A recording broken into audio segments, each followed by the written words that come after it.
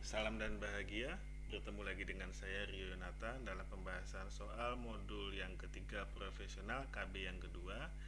Baik, di video kali ini saya akan membahas soal-soal di modul yang ketiga ya Bapak Ibu ya. Sebelum saya masuk ke modul, Bapak Ibu, kemarin waktu UP kita beberapa kali juga bertemu dengan soal-soal yang sifatnya bahasa isyarat ya untuk khusus anak tunarungu. Ada baiknya Bapak Ibu menguasai, karena ini sifatnya adalah bahasa isyarat resmi dari pemerintah, bukan yang dari anak-anak tuli atau anak-anak tunarungu. Jadi Bapak Ibu diharapkan mendalami bahasa isyarat SIBI, Sistem Isyarat Bahasa Indonesia, bukan yang Bisindo.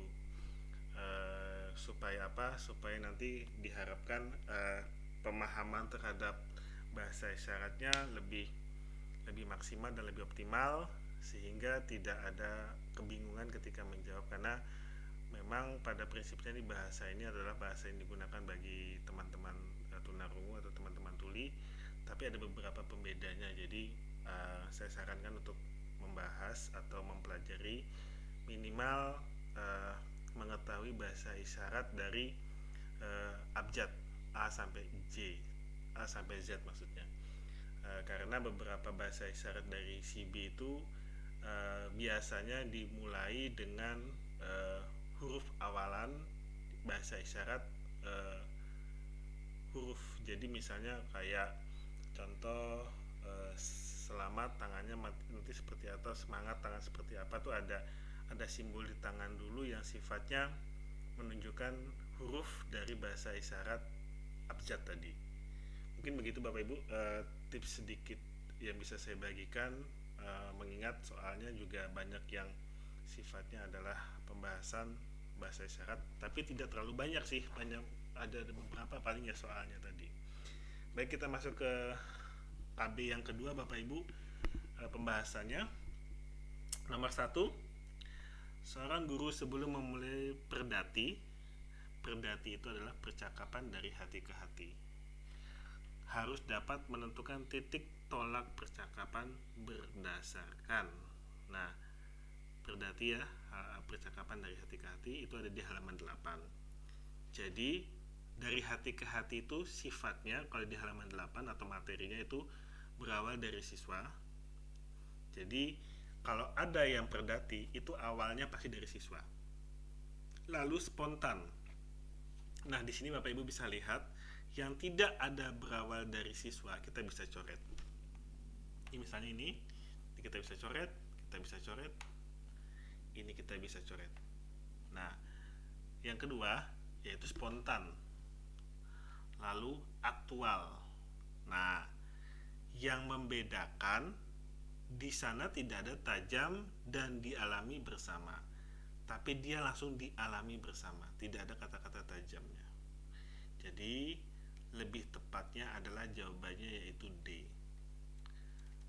Nomor 2, dalam pendekatan MMR visualisasi, percakapan menjadi bacaan yang digunakan untuk membaca. Bapak Ibu sebelum mengetahui apa itu jawabannya, ada baiknya Bapak Ibu mengetahui dari pengertian MMR, yaitu sebuah pendekatan pembelajaran yang sudah terbukti dapat membantu peserta didik tunarungu secara verbal.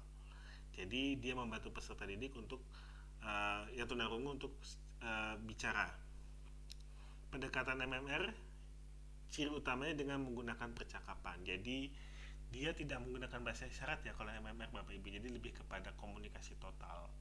Bapak Ibu ngomong, peserta didik menangkapnya. Nah, ketika Bapak Ibu ngomong, berarti yang dibaca oleh peserta didik apa? Bukan dari bentuk tangan Bapak Ibu, karena Bapak Ibu tidak pakai bahasa isyarat, tapi adalah bentuk bibir Bapak Ibu. Nah, itu kalau termasuknya adalah audiovisual, karena ada kata-kata visualisasi percakapan. Kata kuncinya MMR visualisasi, cari yang mirip dengan jawabannya yaitu visual. Permulaan tidak ada hubungan, transisi atau perpindahan, pemahaman itu lebih kepada konsep dari kata tadi atau kalimat tadi, lanjutan adalah tingkatan selanjutnya.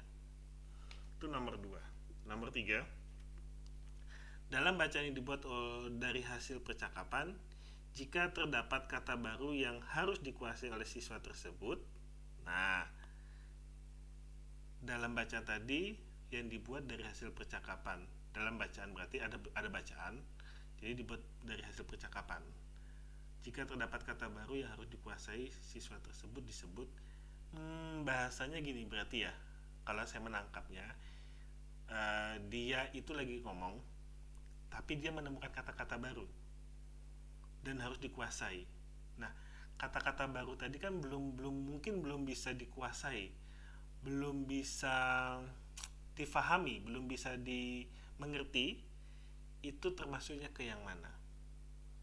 Visualisasi? Bukan, karena itu kata-kata baru yang harus mereka pahami. Ibarat kata ya seperti apa ya, seperti tabungan lah bahasanya gitu ya. Jadi ada kata-kata baru yang mereka harus gali maknanya, gali cara pengucapannya tadi. Audiovisual bukan juga, karena di visual dia hanya melihat saja. Refleksi artinya adalah melakukan kegiatan apa ya, evaluasi lah gitu, transisi atau perpindahan. Jadi lebih kepada deposit. Itu di halaman 16 ya Bapak Ibu ya. Baik, nomor 4, penggunaan media gambar atau foto dalam proses percakapan dari hati ke hati di kelas persiapan merupakan bagian dari.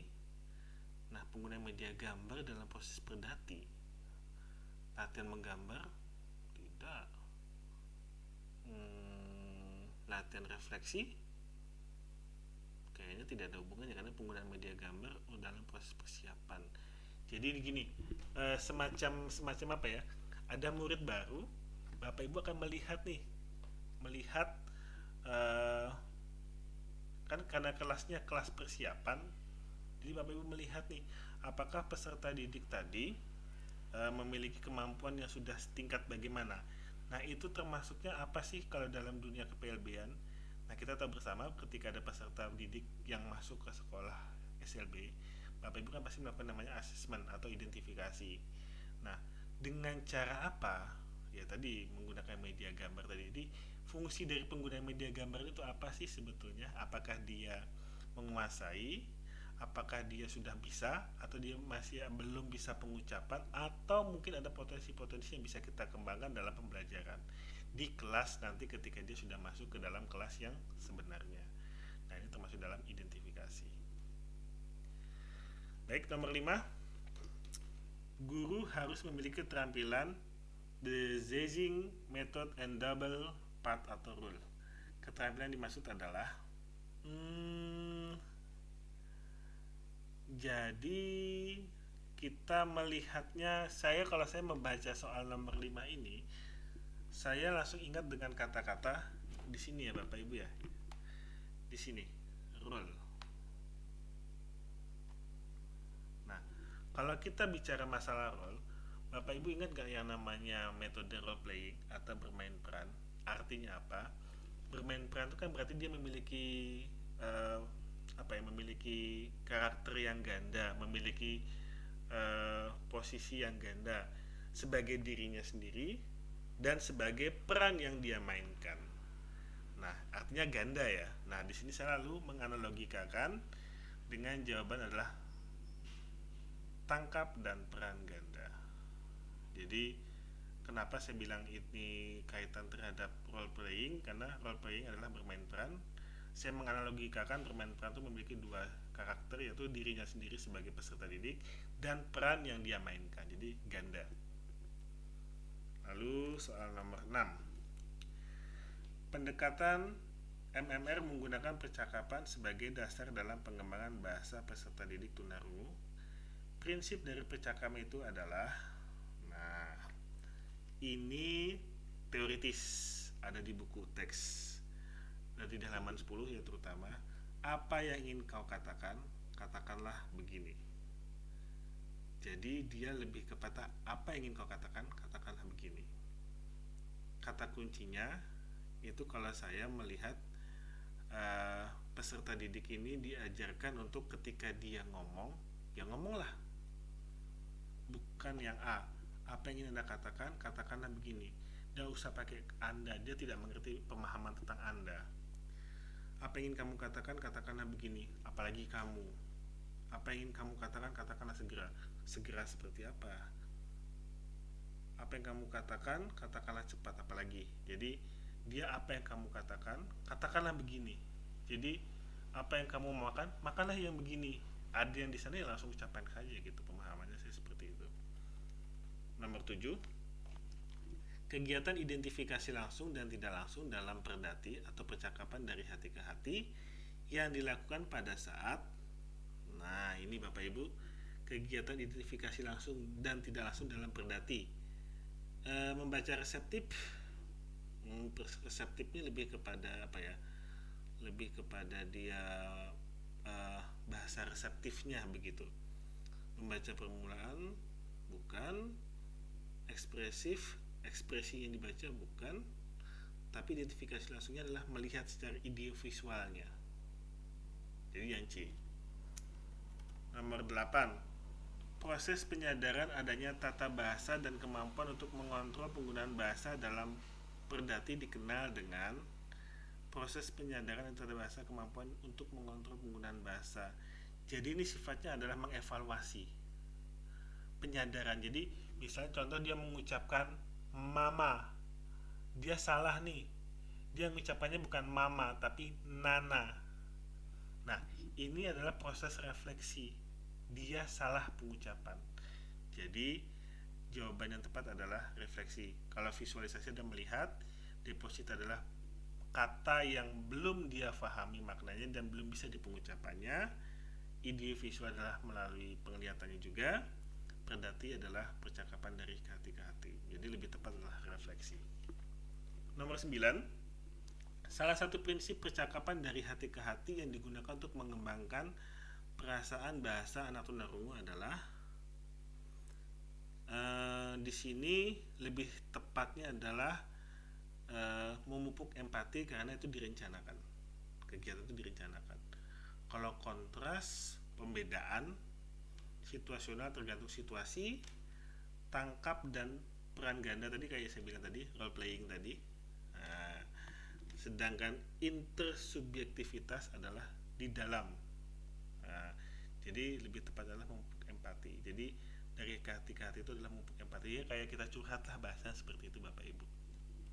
Nomor 10, tasnya baru, kata Bu Guru.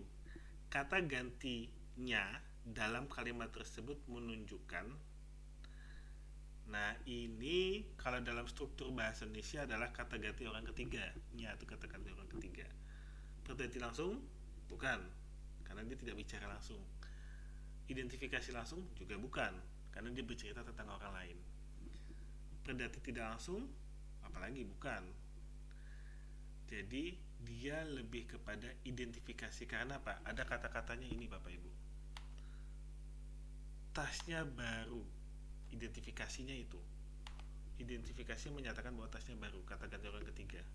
Percami bukan kayaknya, tapi lebih kepada yang D. Baik Bapak Ibu, sekian pembahasan di soal modul ketiga profesional KB yang kedua. Semoga video ini bermanfaat. Salam hormat bagi Bapak Ibu guru semua. Aku, kamu, kita setara. Terima kasih.